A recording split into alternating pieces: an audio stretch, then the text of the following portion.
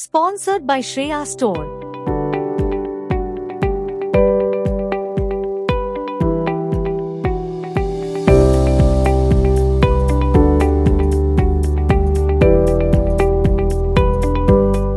एक खबर निकलकर आ रही थी कि अधिकारियों की लापरवाही से 10 करोड़ रुपए पकरी बरवाडी कोल खनन परियोजना से प्रभावित किसानों को मिलने वाला पैसा लैप्स हो गया है।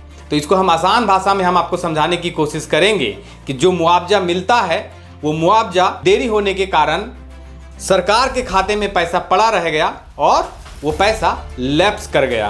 तो चलिए आसान भाषा में आपको समझाते हैं कि कारण क्या है जो हम लैप्स की बात कर रहे हैं और अमाउंट है 10 करोड़ रुपए। भारत की सबसे बड़ी महारत्न कंपनी एनटीपीसी बड़कागांव विधानसभा में काम कर रही है। फिलहाल यहाँ के जो विधायक हैं, कांग्रेस विधायक हैं अंबा प्रसाद, और यहाँ के बीजेपी सांसद हैं जयंत सिन्हा, जो अभी लापता हो चुके हैं। जब से उन्होंने राजनीति से संन्यास लेने की घोषणा की है और बीजेपी ने उनको टिकट नहीं दिया है तो वो एक गायब से हो गए हैं। फिलहाल जहां से पहले बीजेपी का संचालन होता था वहां से अभी महागठबंधन का संचालन हो रहा है। तो फिलहाल हम आते हैं अपनी खबर पे कि किस तरह से अधिकारियों की लापरवाही से 10 करोड़ रुपया भू अर्जन विभाग के यहां से लैप्स कर गया। जो पैसा किसानों को मुआवजे के तौर पर मिलना था वो लैप्स हो गया। तो चलिए एक कहानी आपको बताते हैं। भारत की सबसे बड़ी महारत्न कंपनी एनटीपीसी यहाँ पे पकरी बरवाडी कोल खनन परियोजना के नाम से बड़कागांव में कोयला खदान चला रही है। तो उसमें क्या होता है कि सरकारें दो तरह से जमीन अधिग्रहण करती है, एक सीबीए एक्ट के तहत और एक एलए एक्ट के तहत। तो सीबीए एक्ट के तहत जो प्रावधान है वो एनटीपीसी किसानों को मुआवजा देती है, जो भी मुआवजा डिसाइड किया गया हो, और एलए एक्ट में एनटीपीसी भू अर्जन को पैसा पेमेंट करती है और तब जाके भू अर्जन सत्यापन करके किसानों को उसका मुआवजा भू अर्जन डिपार्टमेंट वितरण करता है। हुआ यूं कि पकरी बरवाडी कोल खनन परियोजना में ऐसे बहुत सारी शिकायतें आ रही थी कि लोगों को मुआवजा नहीं मिला है जिनके जमीनें एलए के तहत गया हो। हुआ यूं कि बहुत लोगों के फोन आ रहे हैं कि हमने जो पेपर लगाया था वहां पे क्या हुआ, ये साल जो है मार्च का साल है वो एंडिंग ईयर चलता है, फाइनेंशियल ईयर को क्लोजिंग किया जाता है। तो सरकार का जितना भी काम है वो 31 मार्च से पहले कर लेना है, नहीं तो जितने भी उनके बही खाते हैं और जितने भी पैसे हैं वो लैप्स हो जाते हैं, अगले साल के लिए ट्रांसफर हो जाते हैं। लेकिन उसकी भी कोई प्रक्रिया है, प्रक्रिया में टाइम लगता है। जैसे कि अभी लोकसभा चुनाव चल रहा है तो अभी कोई भी अधिकारी हैं वो लोग वो काम नहीं करेंगे। लेकिन हुआ यूं कि जिन लोगों ने 6-6 महीने से पेपर लगा कर रखे थे और अंचल कार्यालय बड़कागांव अंचल कार्यालय में आकर सत्यापन होता है, यहाँ से पेमेंट बनता है, फिर हजारीबाग भू अर्जन ऑफिस जाता है, वहां से किसानों को पेमेंट होना था। लेकिन हुआ यूं कि मार्च का महीना क्लोजिंग का महीना होने के कारण अधिकारियों ने सही टाइम पे पेमेंट के लिए प्रोसेस नहीं किया और 10 करोड़ रुपए लैप्स हो गए। अब लैप्स हो गए तो उसके भी कुछ प्रावधान है। अभी पहले एसी साहब को लिखा जाएगा, फिर डीसी साहब को लिखा जाएगा, उसके बाद फिर राज्य सरकार के पास जाएगा, फिर वहां से पैसा आएगा, उसके बाद किसानों को मुआवजा मिलेगा। तो हालत यही है पकरी बरवाडी कोल खनन परियोजना में। अगर एनटीपीसी को जमीन चाहिए तो अगर जो हमारे जो डीसी मैडम है नैन्सी सहाय, अगर वहां से अगर चिट्ठी निकलता है तो यहाँ से अमला दल बल के साथ पूरे प्रशासन किसानों की जमीन पर पहुंच जाते हैं और कोयला खनन शुरू कर दिया जाता है। लेकिन इसका जिम्मेदार कौन है?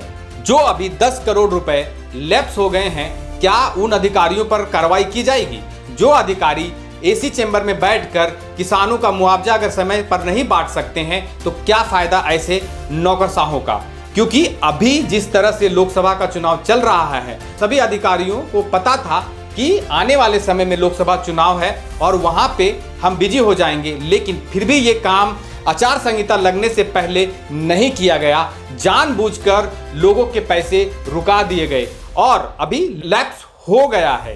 क्योंकि किसानों को अगर वहां पे मुआवजा मिलता तो वो किसान वहां से निकलकर कहीं अपनी जमीन लेते, कोई अपनी बेटी की शादी करता या फिर कुछ भी और काम करता। लेकिन अब क्या, अब हुआ ये कि 10 करोड़ रुपए लैप्स हो गए हैं किसानों को पकरी बरवाडी कोल खनन परियोजना में। भू अर्जन की तरफ से जो पेमेंट, जमीन का जो मुआवजा देना था वो अभी फिलहाल होल्ड में चला गया है और 10 करोड़ रुपए हजारीबाग भू अर्जन के यहां से लैप्स हो गया है।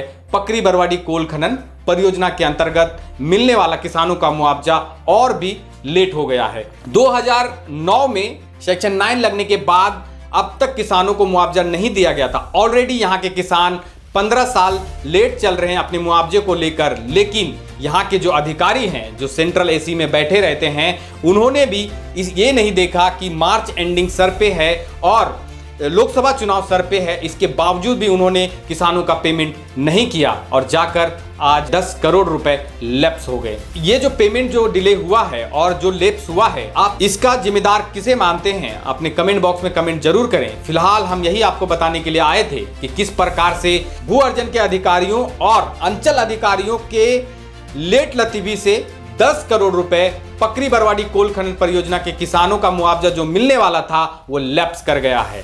अब क्या प्रक्रिया होती है? पहले फाइल एसी साहब के पास जाएगा, फिर डीसी साहब के पास जाएगा, उसके बाद फिर रांची जाएगा, उसके बाद किसानों का मुआवजा उनको मिलेगा। लेकिन वो पैसे का क्या फायदा? जो ऑलरेडी किसान 15 साल झेल रहा है वो अब क्या करेगा?